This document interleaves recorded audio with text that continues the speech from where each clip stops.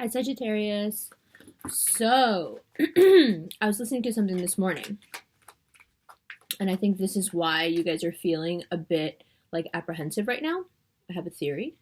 So, I was listening to something by Alan Watts, and he was talking about how he had recently spoken to someone who is considered a bodhisattva, and the person had told him that he was trying very desperately to become attached to whoever and whatever he could, because he had realized that non-attachment was a way of staying away from being involved, and that being involved ultimately was the reason we are here. And that struck a chord with me, First off, hey, that struck a chord with me in terms of your reading, because you guys are coming out of a very difficult time.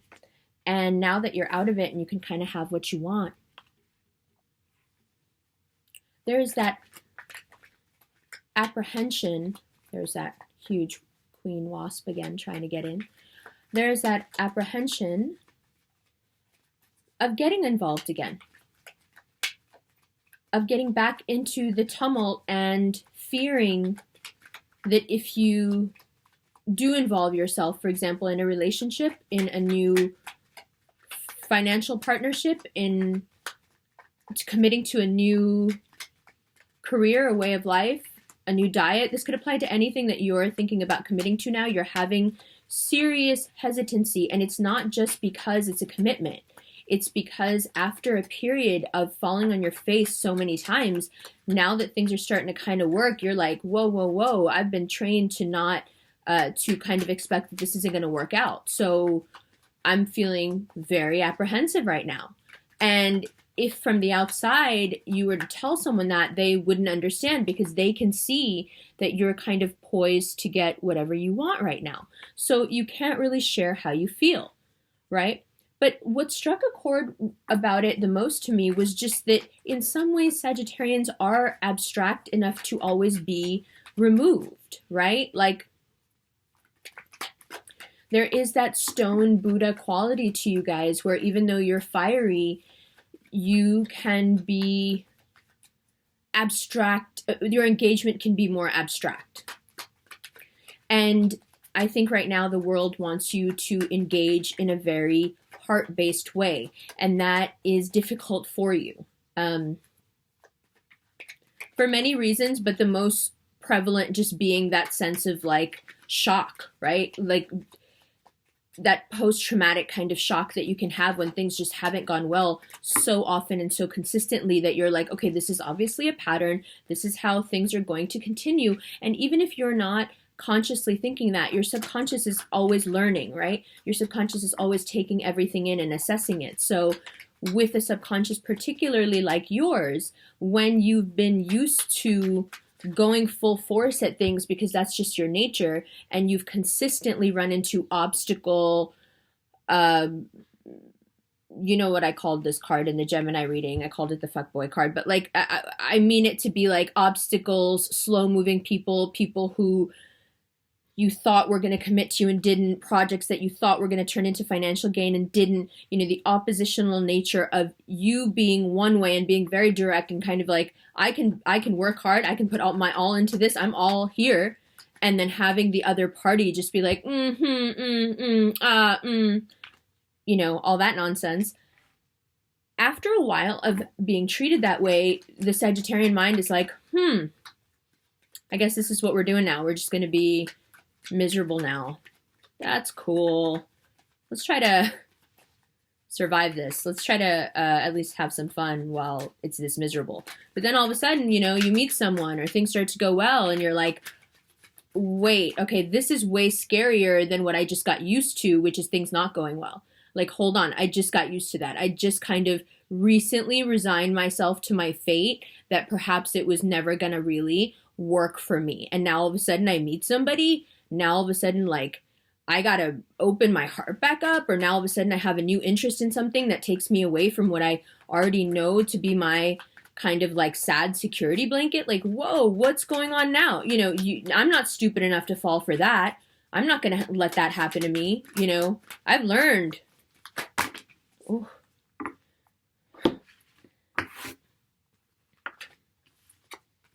Okay, let me show you all together. We'll look at them together.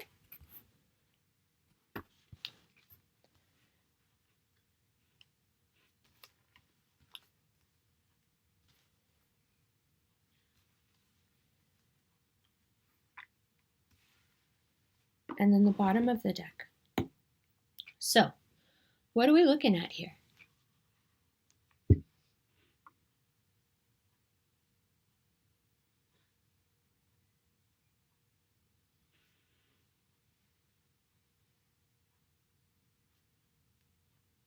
Well,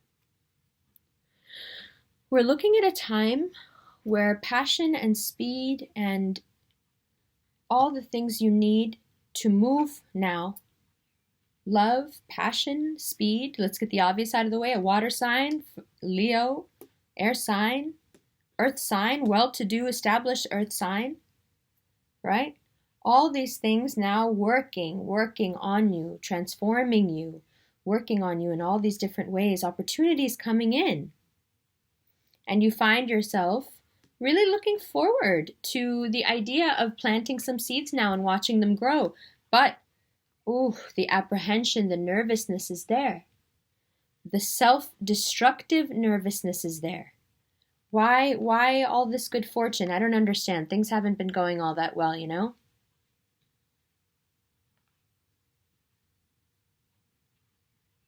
Where's all this creativity, this passion? Where's all this stuff coming from now? Hold on, let me try to control this situation. Right? Let me try to put some rules on this situation. Let me try to ask this other person for things that I can't possibly do myself, to try to sabotage it. Let me try to expect something out of the schooling that I know is not possible. Let me try to expect something out of this financial partnership that is so outrageous that it'll end up falling apart because I've gotten so used to things falling apart on me that I'm going to make it happen now.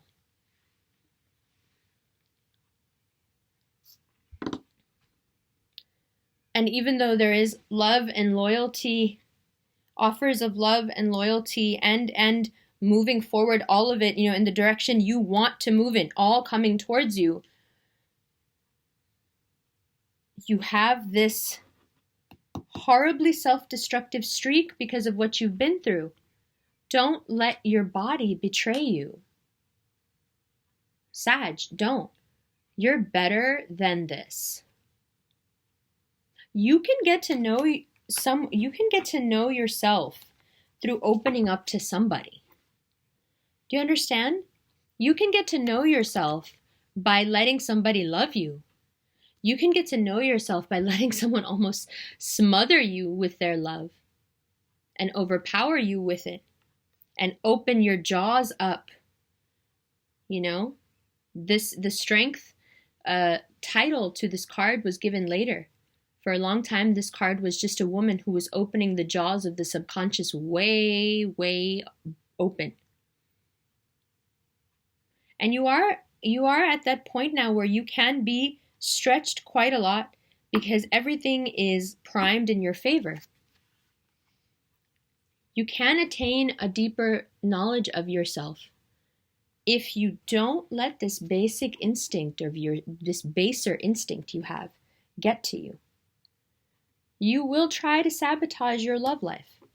You will try to sabotage your financial success just sheerly out of trying to protect yourself from being let down.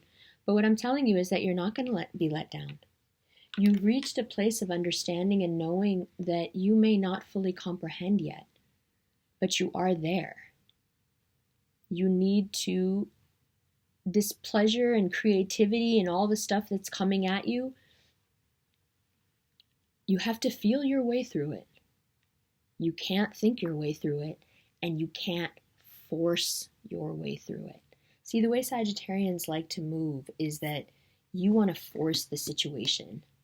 It's very much an Aries quality as well, but you want to force the situation, good or bad. When you get triggered, you want to force the situation. And in this particular case, what's going on this month is you can't. The only way you can make this go faster is by getting here faster. And the only way you can get there faster is by understanding that each one of these impulses that you're having, none of them are your enemy. All the things that have been working against you in the past were not working against you because it's their nature to not have things work out for you or that they didn't like you. Those things weren't working in the past because Sagittarius has been going through a 3-year super humbling process where you guys have been brought back down to earth from your stratosphere, and it has been extremely painful. I mean, look at it this way. I can't give you a better example. In pop culture, I washed my hair and I didn't do anything to it. That's why it's but look at, in popular culture, just to give you some example of going from the top to where, I've said this before, Brad Pitt's a Sagittarius, and his, for a very long time, he was considered, he's the one who's quoted, he himself has said, you hate me because I won the genetic lottery. There was a point at which he could say things that obnoxious and get away with them because he was just the biggest star. And this past 3-year period has been extremely humbling for him. His life has fallen apart, to the point where now he's willfully doing things to sabotage himself. He's doing ridiculous things like going out with a team of photographers for 2 weeks, to shoot some sort of strange retrospective that doesn't really make sense. He's making the mistake that I don't think you guys should make, which is when you come out of a time period like this, understand that you're in that Seinfeld episode, that opposite episode where they tell George to say the opposite of everything he wants to say. That's the only way I know to put it, because you've been primed for the opposite of things working out, and now things are working out. And you're really uneasy, really super uneasy. And it's contagious. That's one of the things you also have to be mindful of, is that you're giving this energy out to people because it is your time to share energy. So let's get with it and get in front of this wave instead of letting it crash down on us and kill us, okay? Right? If you get in front of a wave, you can surf it and it's the funnest ride of your life, or you can let it hit you like a 10-story building and crush every bone in your body. Let's get in front of this wave instead of ending up in some weird retrospective of ourselves, even though we're still alive. So how do we get in front of the wave? How do we get here? She's in front of the wave. She owns the waves, actually. She's not even in front of it. They're underneath her. She runs it. We get there by not doing this. Don't do it. I know you want to. And you've been itching for things to start to work out, and you guys are stretching your muscles a little and going, okay, it's time to come back out. I feel the fire. I feel if it's not going to work out with that person, I'll just go with this. If that person's not going to do exactly what I want, I'm just going to go with this. So you're going to go from a period of things not working out and being super impatient about it to things working out and being super impatient about it, but thinking they're not going to work out and being paranoid about it. You see where I'm going? This is what you guys are doing. The energy with you guys is crazy. Crazy. You're just going from a stone Buddha to a living Buddha. That's it. From detachment, which the world beat you into accepting for the past 3 years. Be detached. Be detached. Can't hang on to anything. We're not going to let you. To being invited to attach. To being tempted. To being given opportunity. And you're like, this is a sick joke. I just learned how to not care about this stuff. And now I'm starting to care again. What is going on? Yeah. You're the bridge builders. You need to go through it first. Sorry. It sucks. But you did it. You got through it. You learned how to detach. Good. Just like that bodhisattva. Now you have to learn how to jump all the way in. Because once you know and once you understand detachment, once you understand that this is an illusion, yeah? then jumping in wholeheartedly. Because underneath, somewhere in that Hintergedanke, it's called, right? The faraway thought somewhere in the back of the head. You know it's a game. So you jump in completely into everything, right? My brother, when he met my person, my human, was like, my older brother was like, listen, like, I can't give you any advice about her. Like, pulled him aside at a party and was like, listen, I can't give you any advice about her. All I can tell you is this. She loves with everything she has. There's no limit. If you can't handle that, leave. I think it's only possible to jump in that far when you know on some level that this is all a game. Now that this 3-year lesson of being taught so harshly that it is a game, that it isn't real, that it isn't important, I'm not going to let you attach, I'm not going to let you feel any sort of attachment or joy from attachment for 3 years. Now you know for sure, for certain that you can live without it, right? Now the world says, okay, you can have it all.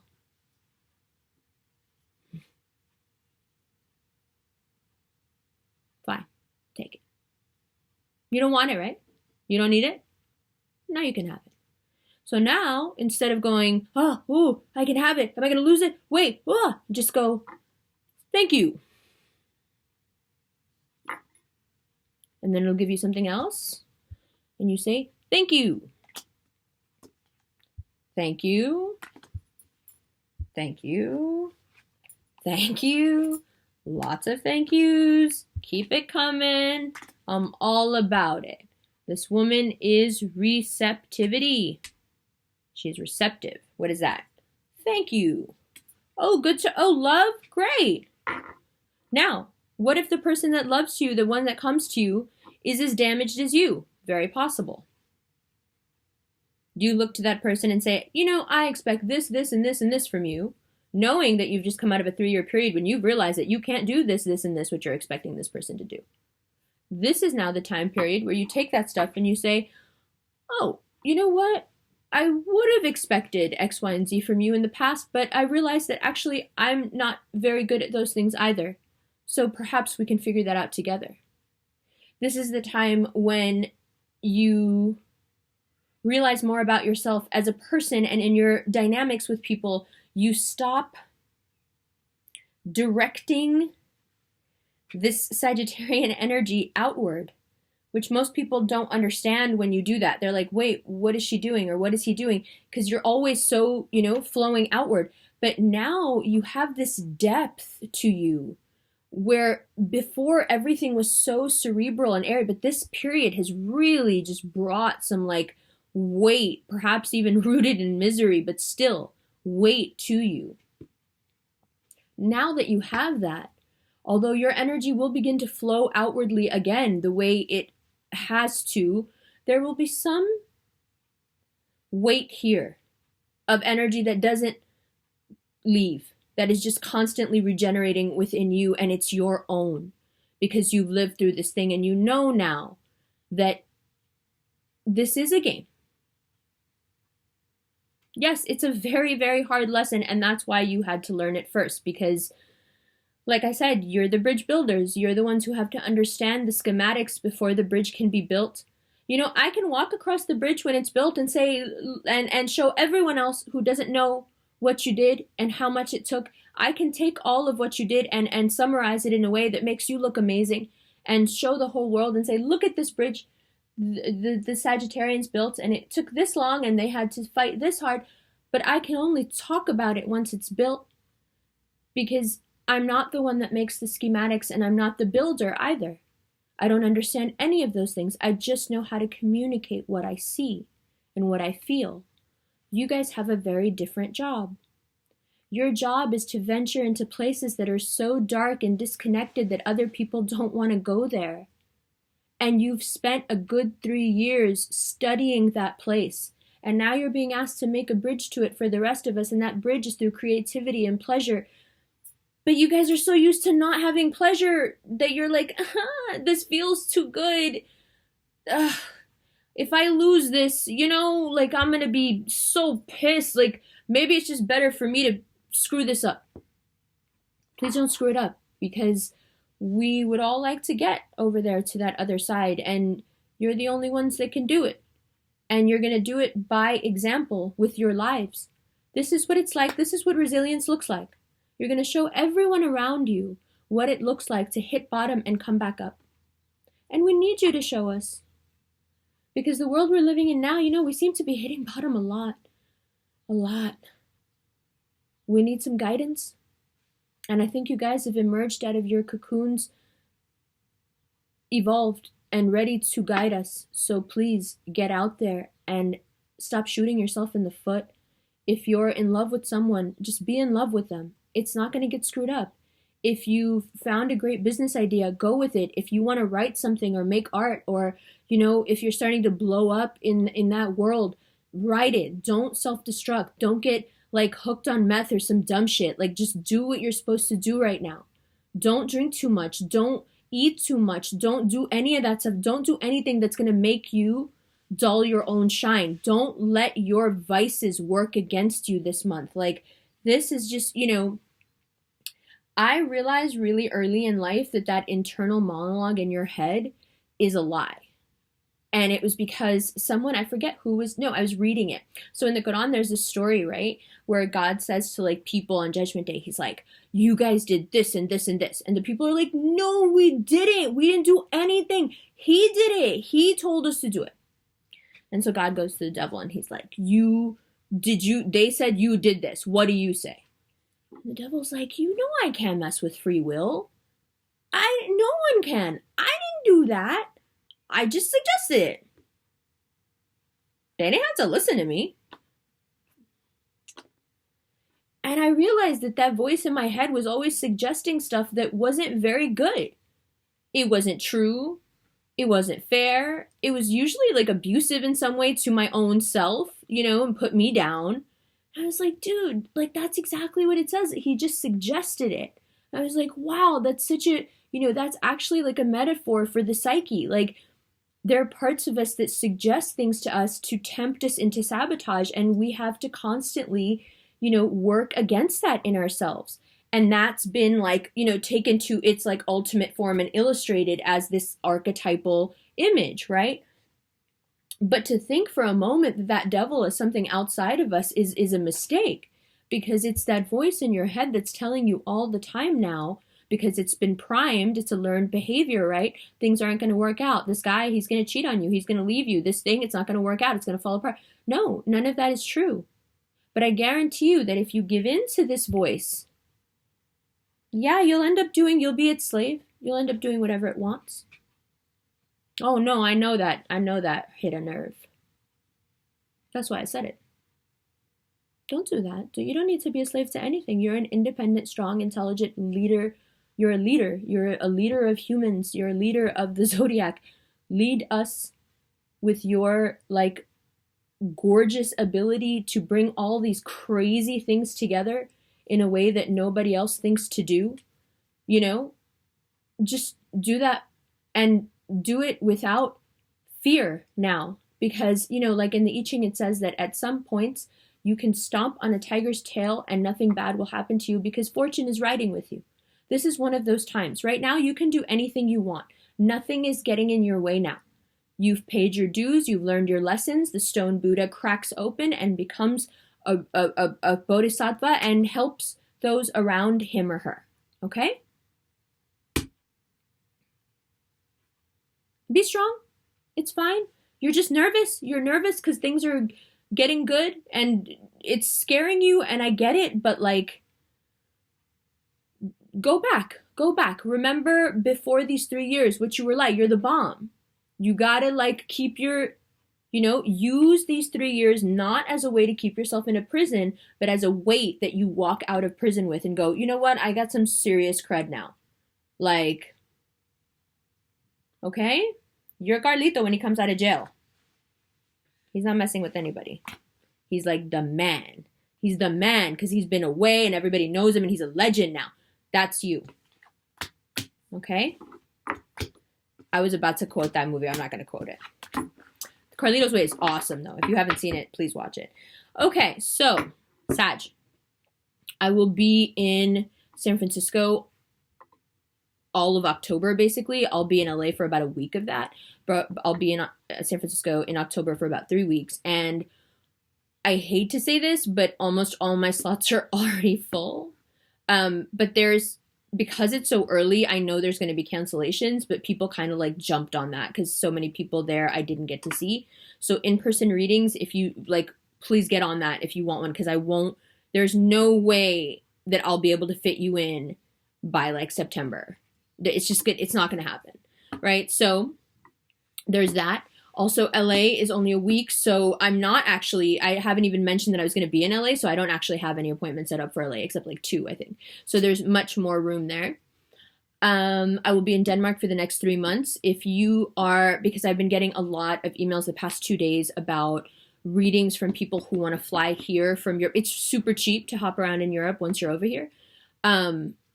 So if you would like to fly into a small regional airport, then you would be flying into Aarhus Airport, and that's very, very close to me.